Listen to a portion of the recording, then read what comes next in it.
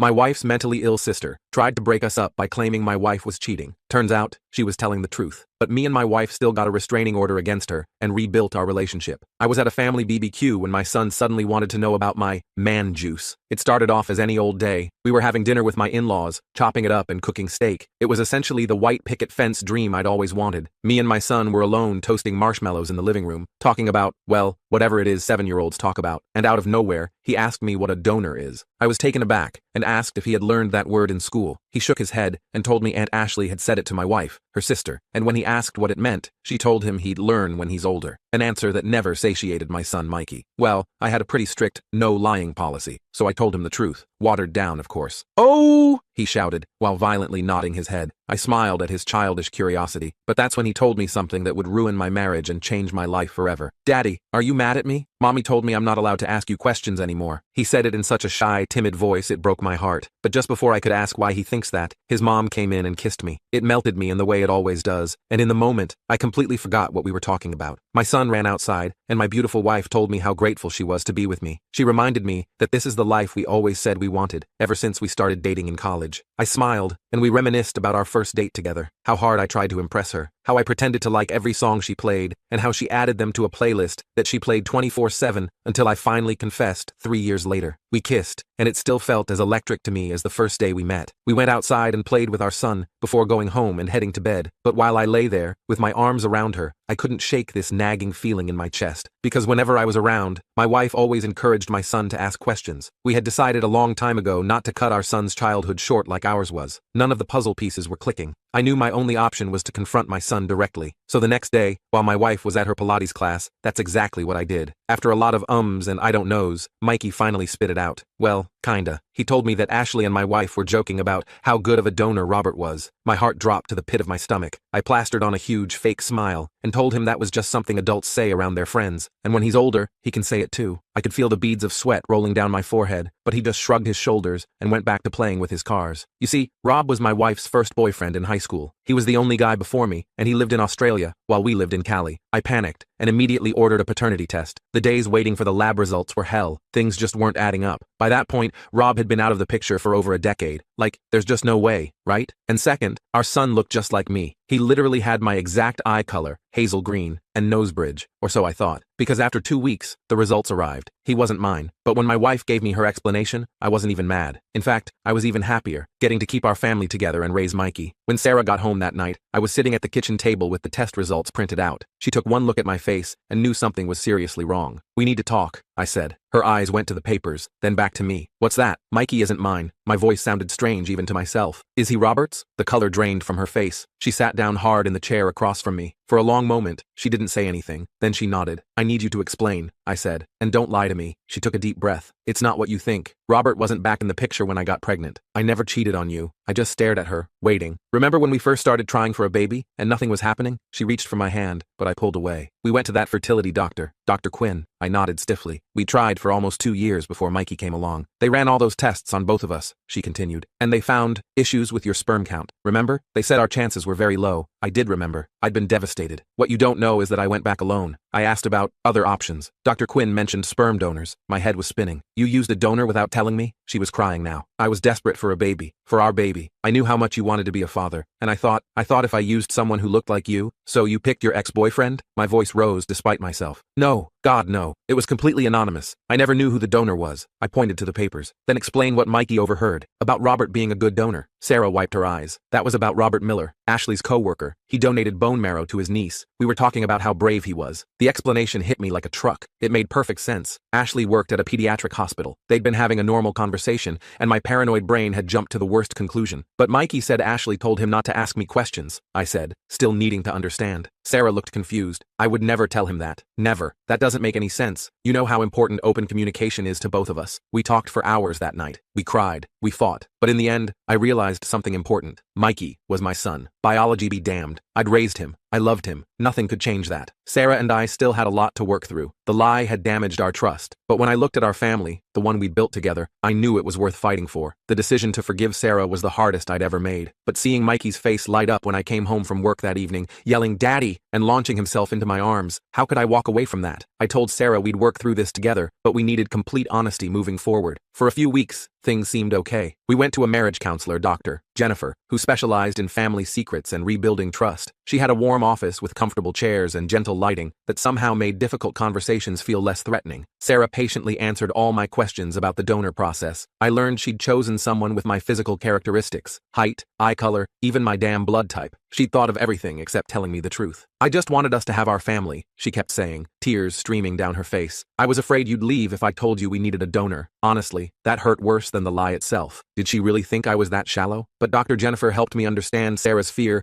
came from her own father abandoning her mother when things got tough. Old wounds sometimes make us do crazy things. One night, after a particularly intense therapy session, we came home exhausted, but feeling closer. The session had focused on vulnerability and how fear of rejection often leads to destructive behaviors. Dr. Jennifer had guided us through some difficult conversations with remarkable skill. Sarah fell asleep on my chest while watching TV. I gently moved her hair from her face, thinking maybe we'd actually make it through this. Then her phone buzzed on the coffee table. I shouldn't have looked. We were trying to rebuild trust, and here I was immediately breaking it. But after everything, my curiosity got the better of me. The notification showed a text from Ashley. Did he believe the Robert Miller story? My blood ran cold. I carefully slid out from under Sarah, grabbed her phone, and took it to the bathroom. I hesitated for a full minute before opening the message. The passcode was Mikey's birthday, same as always. Inside was a whole conversation that confirmed my worst fears. Ashley, did he believe the Robert Miller story? Sarah, hook, line and sinker. He's such a good guy. Ashley, thank God. Rob would freak if he knew someone was asking questions. Sarah, I know, but we're good now. Crisis averted. I scrolled up to see more, but the conversation had been deleted before that point. I put the phone back exactly where it was and went to our guest bedroom. I couldn't sleep next to her that night. The ceiling fan spun lazily above me as I stared upward, my mind racing with questions that had no answers. The next morning, I called in sick to work and waited for Sarah to leave for her dental appointment. Through the kitchen window, I watched her car pull out of the driveway and disappear down the street. Then I did something I'm not proud of. I started searching through everything, her email, her dresser drawers, even the storage boxes in our attic. I didn't know what I was looking for until I found it. Hidden inside an old college textbook was a stack of letters, actual handwritten letters, all from Robert. They weren't dated recently. Most were from around the time Sarah got pregnant with Mikey, but they made it crystal clear. Robert hadn't just been a sperm donor. He had been very much in the picture. I miss your body pressed against mine, one letter read. Sydney is beautiful, but empty without you. I can't wait for you to visit again. Another mentioned, our weekend in San Diego was perfect. I keep thinking about starting a life together. The worst one, I know it's complicated with him, but this baby changes everything. We need to talk about our future. I felt like I'd been punched in the gut. San Diego? When had she gone to San Diego? Then it clicked. Her girls' weekend with Ashley about 8 years ago, right around the time she would have gotten pregnant with Mikey. I took pictures of all the letters with my phone, then put everything back exactly as I'd found it. When Sarah came home that night, I acted normal, or as normal as possible when your entire life feels like it's crumbling beneath your feet. That night, I texted Ashley from my phone. We need to talk. Alone. It's important. She responded immediately. Everything okay? Sarah's phone died and she's in the bath. Just brother-in-law stuff. Meet for coffee tomorrow? That place near your work at 10? Sure thing. The next morning, I sat waiting at the coffee shop, rehearsing what I'd say. The cafe was bustling with the morning crowd, the air filled with the rich aroma of freshly ground coffee beans and the gentle hum of conversation. Ashley walked in, looking completely relaxed, ordered her usual complicated latte, then slid into the booth across from me. So what's up? She asked, stirring her coffee. You're being mysterious. I placed my phone on the table, screen up, showing one of Robert's letters. I know about Robert. The real Robert. The color drained from her face. Where did you get that? Doesn't matter. What matters is you and Sarah have been lying to me for years. Ashley's eyes darted around the cafe like she was looking for an escape route. Finally, she sighed. It's not what you think. Then explain it to me, because right now I'm thinking my wife cheated on me with her ex, got pregnant, and passed his kid off as mine for 7 years. Ashley leaned forward. You weren't supposed to find out this way. I wasn't supposed to find out at all, I said, my voice harder than I intended. Look, Sarah loves you. She's always loved you. The thing with Robert, it was a mistake. One weekend of stupidity. I laughed bitterly. A weekend that resulted in my son. Your son, Ashley emphasized. You're his dad. You've always been his dad. Stop with the sentimental bullshit and tell me what happened. Ashley took a deep breath. We went to San Diego for that weekend, remember? Sarah was devastated about the fertility issues. You guys had been trying for so long. She was in a really bad place. So she called up her ex-boyfriend? I couldn't keep the bitterness from my voice. No, it was coincidence. We ran into him at this bar. He was in California for work. One thing led to another. She trailed off, clearly uncomfortable. And Sarah slept with him. I finished flatly. Ashley nodded. She was drunk and emotional. She regretted it immediately. Then when she found out she was pregnant, she panicked. So she made up the whole sperm donor story? Why not just tell me the truth? Ashley looked at me like I was stupid. Because she knew it would destroy your marriage. She made a terrible mistake, but she loves you. She wanted your family together. Our family built on lies. I stood up, tossing some cash on the table. Tell Sarah I know everything, and tell her not to be home when I get back from work. I need time to think. Ashley grabbed my arm. Please don't throw away 7 years over one mistake. I yanked my arm away. The mistake wasn't the problem. The 7 years of lies were. I drove around for hours after that. The world outside my car window seemed distant and unreal, like I was watching someone else's life unfold. Eventually ended up at my buddy Joseph's place. He let me crash on his couch without asking too many questions. When morning came,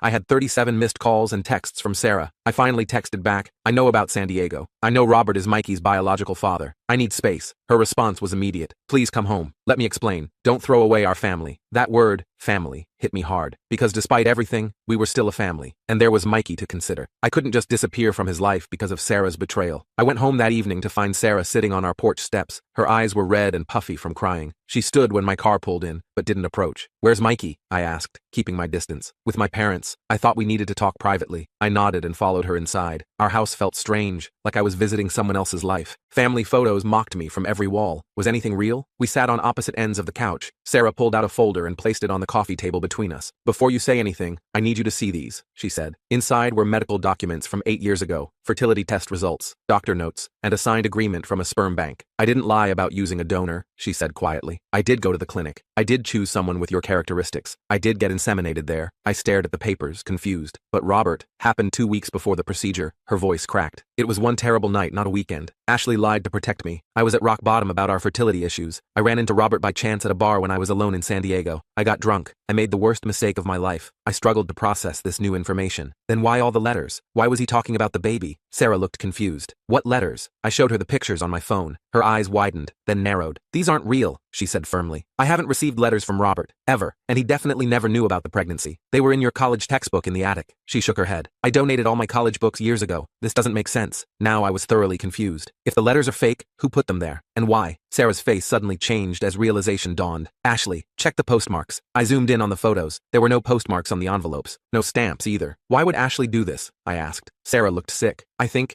she wanted us to break up. That's ridiculous. She's your sister, who's been in love with you since college. I nearly choked. What? No way. She told me once, drunk at her bachelorette party. Said she'd met you first at that frat party, but you only had eyes for me. I thought she was over it, especially after she married William. Things started clicking into place. Ashley's divorce last year, her suddenly spending more time at our house, the looks I dismissed as friendly affection. I need to know the truth, Sarah. The absolute truth. Is there any chance Robert is Mikey's father? Sarah took my hands. I had the procedure 2 weeks after the incident. Dr. Quinn said the timing made it virtually impossible for Robert to be the father. But if you want DNA confirmation, I understand. I thought about the paternity test I'd already done. It proved I wasn't Mikey's biological father, but it didn't prove Robert was. Given what I now knew about Ashley's manipulation, it seemed likely that Mikey was the donor's child, not Robert's. The test had only confirmed what Sarah had already admitted, that I wasn't the biological father. Why did Ashley tell Mikey not to ask me questions? I asked, still needing to understand everything. She's been trying to drive us apart, Sarah said, her voice breaking. My own sister. We spent the night talking through everything. Sarah showed me messages between her and the actual Robert from years ago. Nothing romantic, just occasional friendly check-ins that stopped entirely after she got pregnant. She even offered to reach out to him for a paternity test. I decided that wasn't necessary. Whether the donor was Robert or anonymous donor number 4578, the result was the same. Mikey wasn't biologically mine, but he was still my son. The next day, we invited Ashley over. She came bouncing in like nothing was wrong, gave me a lingering hug that now felt creepy, and sat down expecting our usual family dinner. Where's my favorite nephew? She asked, looking around. Still at my parents', Sarah said coolly. We wanted to talk to you alone. Ashley's smile faltered. About what? I placed the letters on the table. About these. About why you planted fake letters in our attic. About why you told Mikey not to ask me questions. Her face went through a series of expressions. Shock, denial, anger, and finally, defeat. You don't deserve her, Ashley whispered, glaring at me. You never did. Sarah stood up. Ashley, what did you do? Ashley laughed bitterly. What did I do? I tried to open your eyes. He's not even Mikey's real father. I know, I said calmly. I've known for weeks. That threw her. You know? Sarah told me everything. About the fertility issues. About the donor. Everything. Ashley's eyes darted between us. But the letters are obvious fakes, Sarah finished. Robert didn't even know I was pregnant, and I certainly wasn't visiting him in Sydney while carrying another man's child. Ashley's face crumpled. I just wanted me? I asked, disgusted. Were you really willing to destroy your sister's marriage? Your nephew's family? Tears streamed down Ashley's face. You don't understand. I've loved you since that first night at the Kappa house, but you never even saw me. It was always Sarah, Sarah moved to sit beside me, taking my hand. Ashley, you need help. Professional help. This is not normal behavior. What's not normal is pretending to be one big happy family when everything is built on lies, Ashley shouted. I'd had enough. The only person lying here is you. You manipulated my son. You tried to destroy my marriage. You need to leave. Now. Ashley stood, suddenly calm. This isn't over. He deserves to know the truth. Sarah stiffened beside me. What are you talking about? Mikey. He deserves to know his real daddy isn't his daddy at all. I felt Sarah trembling beside me. I squeezed her hand reassuringly. If you go anywhere near my son with this, I will get a restraining order, I said evenly. And I will make sure everyone in the family knows exactly what you tried to do. Ashley stared at us for a long moment, then grabbed her purse. You'll regret this, both of you. After she left, Sarah collapsed against me, sobbing. I can't believe she would do this. My own sister. The next few days were tense. We picked up Mikey from his grandparents' house, trying to act normal while constantly checking our phones for messages from Ashley. We'd agreed not to tell the rest of the family yet, hoping Ashley would get help on her own. Then came the text from Nancy. Is it true? Ashley says you've been lying about Mikey's father. Sarah called her mom immediately. Mom, Ashley is having some issues. Whatever she told you isn't true. I could hear Nancy's voice through the phone, high-pitched and upset. She showed us letters, Sarah. Letters from Robert talking about being the baby's father. Those letters are fake, Mom. Ashley wrote them. Nancy went quiet for a moment. That doesn't make sense. Why would she do that? Sarah looked at me, then at the ground. Because she's in love with my husband and wants to break us up. There was a long silence on the other end. Your father and I are coming over. Now. An hour later, we were sitting in our living room with Dave and Nancy, explaining everything. The fertility issues, the donor, Ashley's deception. I left out the part about Sarah's one-night mistake. Some things parents don't need to know. Dave looked grim. I've noticed Ashley acting off since her divorce, but this is beyond concerning. Nancy was crying quietly. We should have seen it. She's always been so competitive with you, Sarah. What should we do? Sarah asked. I'm worried about what she might tell Mikey. Dave straightened up. Your mother and I will handle Ashley. You two focus on protecting Mikey. The next day, Dave called to tell us Ashley had agreed to see a therapist. Apparently, she'd broken down when confronted by both parents, admitting everything. The fake letters, manipulating Mikey, her obsession with me. I thought that would be the end of it. We could start healing, rebuild our family. Then I picked up Mikey from school. As soon as he got in the car, I knew something was wrong. His usual chatter was missing. He stared out the window silently. Everything okay, buddy? I asked. He looked at me with those big hazel green eyes. Aunt Ashley came to see me at recess. My heart stopped. What did she say? His bottom lip trembled. She said you're not my real dad. That my real dad lives in Australia. Is that true? I pulled the car over, my hands shaking too much to drive. I turned to face him, trying to find the right words. Mikey, I am your real dad. I've been your dad since the day you were born. I tried to keep my voice neutral, but there's something called biology, which is about how babies are made, and in that way, someone else helped make you. His forehead wrinkled in concentration. Like a donor? The man juice thing? Despite everything, I had to smile. Yeah, buddy, like that. Mom and I wanted you so badly, but my man juice couldn't make babies, so we got help. From the Australia man? No, from a doctor and a donor. The Australia man is just someone Mom knew a long time ago. Aunt Ashley is confused about some things right now. Mikey thought for a moment. So you're still my dad? Just not my bio dad? I'm your dad in all the ways that matter. I love you more than anything in the world. He unbuckled his seatbelt and launched himself across the center console to hug me. I love you too, Dad. That night, after Mikey was asleep, Sarah and I made a decision. We filed for a temporary restraining order against Ashley. We met with a lawyer about formal adoption proceedings so I could legally adopt Mikey, even though I was already on his birth certificate. We even talked about moving, maybe to Northern California to get some distance. But most importantly, we decided our family was worth fighting for. The foundation might have been built on a complicated truth, but the love was real. Mikey was my son. Sarah was my wife. And nothing, not Ashley's schemes, not biology, not even the challenges still ahead, could change that. As we move forward, I know there will be difficult days. The restraining order against Ashley turned out to be more complicated than we expected. The cops were sympathetic, but explained we needed more evidence since she hadn't made explicit threats. They basically told us to document everything and come back if she escalated. Super frustrating, but at least we had it on record. Sarah's parents were absolutely devastated by all of this. Nancy called Sarah crying almost daily, blaming herself for not seeing the signs of Ashley's obsession. Dave stopped golfing and barely left the house. He'd been really close with Ashley, always taking her fishing and teaching her about his tools, so this hit him especially hard. I felt terrible for them, but our priority had to be protecting Mikey. Speaking of Mikey, that kid is seriously resilient. After our car talk about donors and bio-dads, he seemed mostly fine. He asked a few follow-up questions over dinner that night. Do I have the Australia man's eyes? And, can I still like dinosaurs if you don't? But then moved on to talking about his friend Jacob's new puppy. Sarah and I exchanged looks of relief over his head. Kids are amazing that way. They can process huge revelations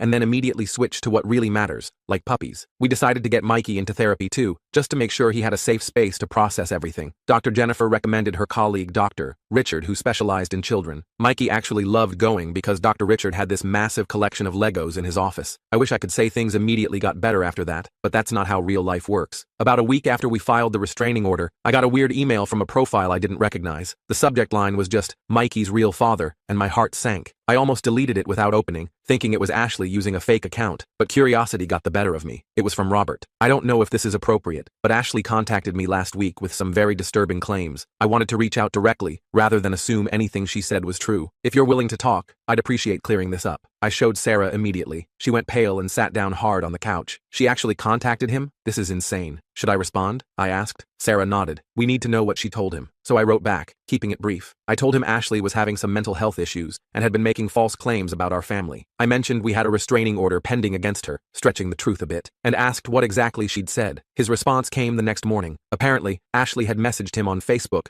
claiming that Sarah had secretly used him as a sperm donor without his knowledge, that I had just found out, and that Mikey wanted to meet his real dad. She'd even sent him pictures of Mikey from her phone. I want to be clear, Robert wrote. I never donated sperm to Sarah or anyone else. I haven't seen Sarah since that random run-in in San Diego years ago. Ashley's story made no sense, but she seemed so convinced I thought I should check. I showed Sarah, and she immediately started typing a reply from my account. She explained the whole situation, her fertility issues, using an anonymous donor, Ashley's obsession with me, and her attempts to break up our family. She apologized for dragging him into our drama, and assured him he had absolutely no connection to Mikey. Robert responded with obvious relief. He was married with twins in Sydney, and had zero interest in any paternity drama. He also mentioned that Ashley had been messaging him increasingly bizarre things over the past few days, and he'd already blocked her. He wished us well, and that was that. One crisis averted, but Ashley wasn't done yet. The next weekend, we took Mikey to the park to give Sarah's parents a break from their Ashley stress. We were watching Mikey on the monkey bars when Sarah suddenly grabbed my arm. She's here, she whispered. I looked around and spotted Ashley sitting on a bench about 50 feet away, just watching us, not approaching, not calling out, just staring. I'm calling the cops, I said, pulling out my phone. Wait, Sarah said. Let me try talking to her first. Maybe seeing her in person will help me understand what's happening. I didn't like it, but I nodded. I'll stay with Mikey. First sign of trouble, I'm calling. Sarah walked over to Ashley, and I positioned myself between them and Mikey, keeping him distracted with promises of ice cream while still able to see the sisters. I couldn't hear what they were saying, but their body language told the story. Sarah talking calmly, hands open. Ashley defensive, then animated, then crying. Sarah put a hand on Ashley's shoulder, and Ashley didn't push it away. After about 20 minutes, Sarah came back looking drained but somewhat relieved. She's agreed to check herself into a treatment center, Sarah said quietly. She's been having episodes since her divorce, not taking her medication. The obsession with you apparently started back in college but got much worse recently. Do you believe her? I asked skeptically. I don't know, but she showed me the intake paperwork for a mental health facility. She's going tomorrow. Mom and Dad are taking her. I just nodded, still keeping an eye on Ashley, who remained on the bench looking at her phone. She also admitted she's been off her meds for bipolar disorder for months, Sarah continued. No one knew she'd been diagnosed 2 years ago, not even Mom and Dad. That explained some things, but I wasn't ready to forgive and forget. We still need boundaries. Clear, firm boundaries. Absolutely, Sarah agreed. But if she's getting help, maybe there's hope for some kind of relationship down the road. For Mikey's sake. I wasn't convinced, but I nodded anyway. Family is complicated. The next few months were actually pretty calm. Ashley checked into the treatment facility as promised and stayed for 6 weeks. Sarah's parents kept us updated on her progress. Apparently, she was responding well to therapy and new medication. The doctors had diagnosed her with bipolar I, with some borderline personality traits, which explained the intensity of her fixation on me and her extreme methods. We kept our distance, though. Sarah met with Ashley a few times, always in public places without me or Mikey. According to Sarah, Ashley seemed genuinely remorseful and more stable. She'd admitted to everything. The fake letters, manipulating Mikey, contacting Robert. She'd even shown Sarah journals where she'd documented her obsession with me for years, including detailed fantasies about us being together. Creepy as hell, but at least she was getting help. Meanwhile, our family was healing too. I officially adopted Mikey, which involved a lot of paperwork and a brief court appearance, where the judge mostly just smiled at Mikey and asked if he was happy to have me as his dad. Mikey's enthusiastic, he's the best dad ever, made my heart feel like it might burst. We also found a new therapist for all three of us, Dr. Casey, who specialized in family systems. She helped us figure out how to talk to Mikey about his origin story in age-appropriate ways. We practiced using terms like donor and biological origins instead of real dad or not your real dad. We role-played conversations Mikey might have with friends or teachers about his family. The best advice Dr. Casey gave us was to make Mikey's story something special rather than shameful. He was wanted so much that you went to extraordinary lengths to bring him into your family, she told us. That's something to celebrate, not hide. So we started a new family tradition of Origin Day, the anniversary of when we found out Sarah was pregnant. We told Mikey it was the day we knew our family was beginning. We had cake and looked at baby pictures and told him stories about how excited we were to meet him. It became his second favorite day after his birthday. About 6 months after the whole blow-up, Sarah's parents invited us all for Sunday dinner, including Ashley. They asked us first, of course, and we had a long talk about whether it was the right time. Eventually, we decided to go, but with clear boundaries. No time alone with Mikey, no bringing up the past unless in a therapeutic context, and we would leave at the first sign of trouble. That dinner was tense, but ultimately okay. Ashley looked different, calmer, less manic energy. She apologized to me privately, not making excuses, but acknowledging the pain she'd caused. She gave Mikey a new dinosaur book, but didn't try to hug him or get too close. She mostly talked with her parents while Sarah and I kept Mikey occupied. Small steps. Things weren't perfect after that, but they slowly improved. Ashley moved to Sacramento for a fresh start and a new job, which honestly was a relief. The distance helped everyone. She still came home for major holidays, and each time got a little less awkward. Sarah maintained a cautious relationship with her, mostly through texts and occasional phone calls. I kept my distance, but stayed civil. As for Sarah and me, rebuilding trust takes time. We still had moments where the past would creep in. I'd see her texting and wonder what secrets she might be keeping. Or she'd notice me looking at Mikey pensively and worry I was questioning my place in his life. But those moments became less frequent. We found ways to strengthen our relationship outside of the crisis. We started doing weekly date nights, something we'd abandoned when Mikey was born. We took an actual vacation, just the two of us, while Mikey stayed with Sarah's parents. We even took a cooking class together, though we both sucked at it, and ended up ordering pizza most nights anyway. Dr. Jennifer helped us figure out the root issues in our relationship. Sarah's fear of abandonment that led her to hide things. My tendency to idealize our life instead of facing problems head on. We weren't perfect, but we were working on it. The adoption papers came through officially on Mikey's 8th birthday. We hadn't planned it that way, just a coincidence of court scheduling, but it felt right. We didn't make a big deal about it in front of his friends at his dinosaur-themed party. But that night, after everyone left, we gave him a special gift, a storybook I'd made about a boy who was so loved that his parents found a magical way to bring him into their family. "That's like me, right?" Mikey asked, looking up from the hand-drawn pages. "I was so wanted you got a donor." "Exactly like you," I told him, my throat tight with emotion. "You were worth everything." He hugged me then, sticky with cake and overtired from his party. "I'm glad you're my dad," he whispered. "The bio dad just made me, but you do all the real dad stuff." I held him a little tighter, meeting Sarah's eyes over his head. She was crying silently, but smiling too. That night, after Mikey was asleep, Sarah and I sat on our back porch with glasses of wine. The stars were out, and our neighborhood was quiet, except for the distant sound of someone's wind chimes. "We made it," Sarah said softly, leaning against my shoulder. "I wasn't sure we would." "Me neither," I admitted, "but I'm glad we did, and I meant it."